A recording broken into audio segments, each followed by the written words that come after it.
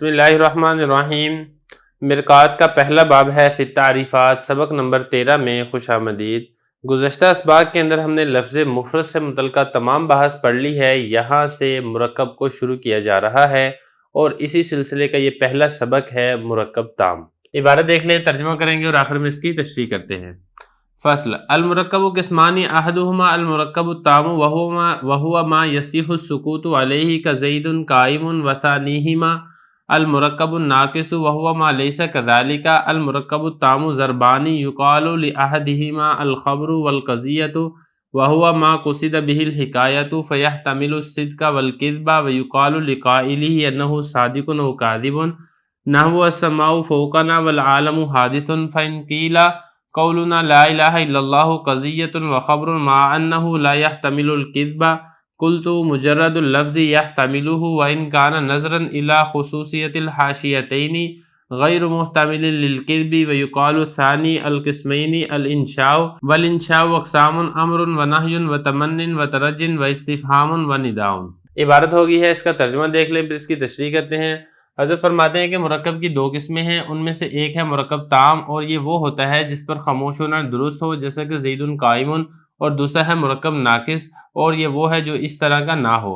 مرکب تام کی دو قسمیں ہیں، ان میں سے ایک کو خبر اور قضیہ کہا جاتا ہے اور یہ وہ ہوتا ہے جس میں حقائق کا قصد کیا جاتا ہے، لہذا یہ صدق اور کذب کا احتمال رکھتا ہے اور اس کے کہنے والے کو کہا جاتا ہے کہ وہ سچا ہے یا جھوٹا ہے، جیسا کہ السماء فوقنا اور والعالم حادث۔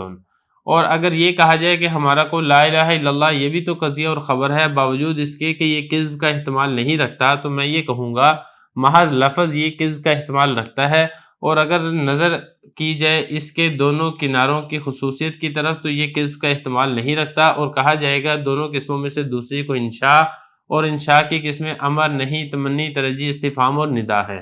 عبارت ہوگی ہے، ترجمہ ہو گیا، اب چلتے ہیں اس کی تشریح کی طرف۔ دیکھیں لفظ مفرد کیا ہوتا ہے، لفظ مرکب کیا ہوتا ہے، ساری تفصیل پیچھے گزر چکی ہے، یہاں سے اسی مرکب کی قسمیں بیان کی جا رہی ہیں۔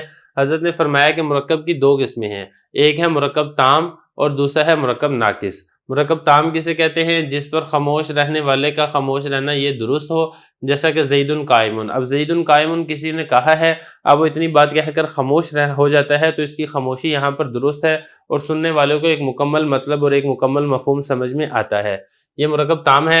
اور دوسرا ہے مرکب ناقص جو اس طریقے سے نہ ہو، جیسا کہ اس کی مثال ہے غلام زید یا زید العالم۔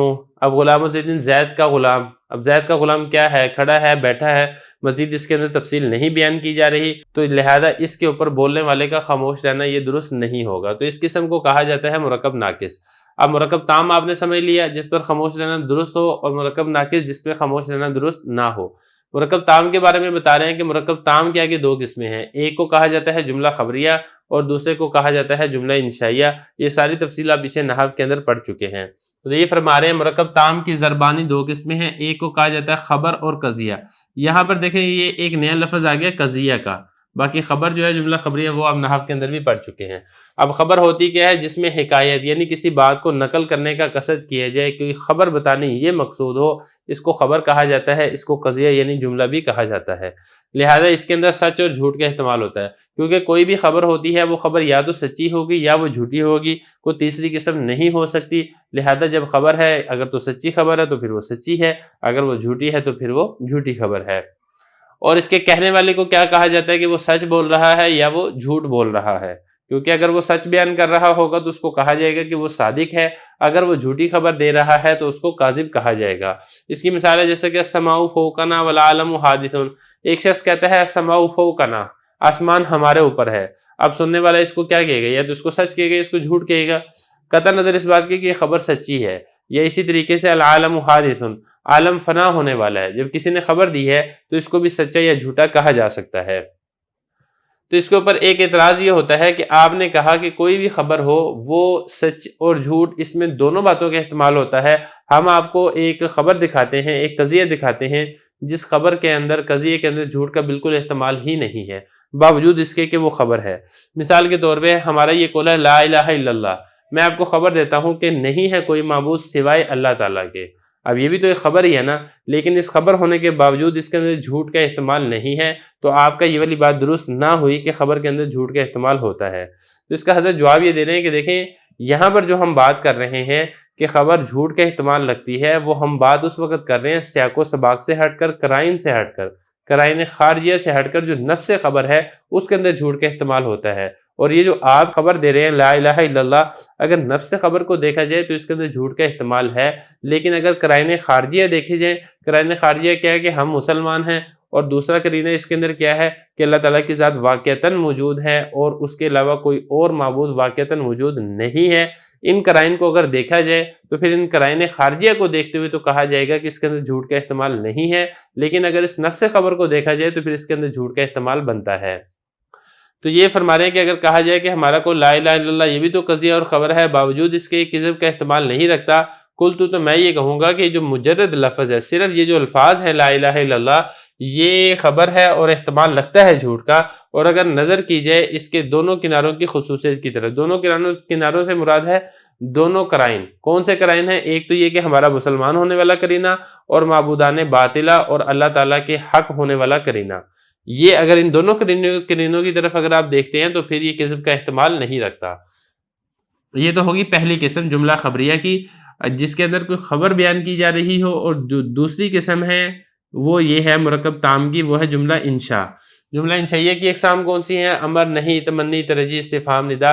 یہاں پہ ساری قسمیں نہیں لکھی ہیں، کل 10 کے قریب یہ جملہ انشائیہ کی قسمیں ہیں، لیکن چونکہ جو ساری بحث ہے وہ جملہ خبریہ کے ساتھ کی جائے گی، اس لیے جملہ انشائیہ کے بارے میں یہاں پہ مزید وضاحت نہیں کی گئی ہے۔ المرکب الناقص ولا انہائن منہا المرکب الاضافی کا غلام زید ومنہا المرکب التوصیفی کا رجل العالم ومنہا المرکب الغیر التقییدی کا فی الدار وہاہنا کا تم بحث الالفاظ والآن نرشدک الی بحث المعانی۔ ترجمہ دیکھ لیں۔ مرکب ناقص مختلف اقسام پر ہے، ان میں سے ایک مرکب اضافی ہے جیسا کہ غلام زید، اور ایک مرکب توصیفی ہے جیسا کہ رجل العالم، اور ایک مرکب غیر تقییدی ہے جیسا کہ فی الدار۔ یہاں تک الفاظ کی بحث مکمل ہو چکی ہے، اب ہم آپ کی معنی کی بحث کی طرف رہنمائی کرتے ہیں۔ دیکھیے جو فصل ہے، اس فصل کے اندر مرکب ناقص کی اقسام ذکر کر رہے ہیں۔ مرکب تام اور مرکب ناقص، اس کی تعریف میں آپ کو بتا چکا ہوں۔ مرکب ناقص کی آپ یہ سمجھے کہ ابتداً دو قسمیں ہیں، ایک ہے تقییدی اور دوسرا ہے غیر تقییدی۔ اب تقییدی کا کیا مطلب ہے اس کو بھی سمجھ لیں۔ تقییدی کا مطلب یہ ہے کہ دوسرا جز پہلے جز کے لیے قید بنے، جیسے کہ غلام زیدین۔ اب یہاں پہ دیکھیں جو دوسرا جز ہے زید، یہ غلام کے لیے قید بن رہا ہے۔ اس مرکب تقییدی کی دو قسمیں ہوتی ہیں، ایک ہے مرکب اضافی، دوسرا ہے مرکب توصیفی۔ مرکب اضافی کی یہ والی مثال آ گئی ہے غلام زیدین، مرکب توصیفی کی مثال یہ ہے الرجل العالم۔ یہ تو ہو گیا مرکب تقییدی۔ اب دوسرے نمبر پر غیر تقییدی یہ ہوتا ہے کہ جو دوسرا جز ہے وہ پہلے جز کے لیے قید نہیں بنتا ہے، جیسا کہ احد عشرہ، بال بکا، سیب وغیرہ ذالکہ۔ اور اس کی حضرت نے یہاں پر یہ مثال دی ہے فی الداری۔ یہاں پہ جو دار ہے یہ فی کے لیے قید نہیں بن رہا ہے۔ تو خلاصہ یہ ہے کہ مرکب ناقص کی یہ دو قسمیں ہیں، اگر ان سب کو الگ الگ شمار کریں تو کل یہ 5 اقسام بن جاتی ہے۔ یہاں تک الفاظ کی بحث مکمل ہو چکی ہے۔ اب اس کے بعد آگے حضرت فرما رہے ہیں کہ جو معنی کی بحث ہے وہ ہم انشاءاللہ یہاں سے آپ کو اس کی طرف رہنمائی کریں گے۔ اسی کے ساتھ ہی ہمارا یہ والا باب بھی یہاں تک مکمل ہو گیا ہے۔ کتاب کے اعتبار سے اگر دیکھا جائے تو باب اول وہ بہت بڑا ہے، لیکن ہم اس کے انشاءاللہ 1-2 مزید باب بنائیں گے تاکہ اس کے باب کچھ زیادہ بن جائیں۔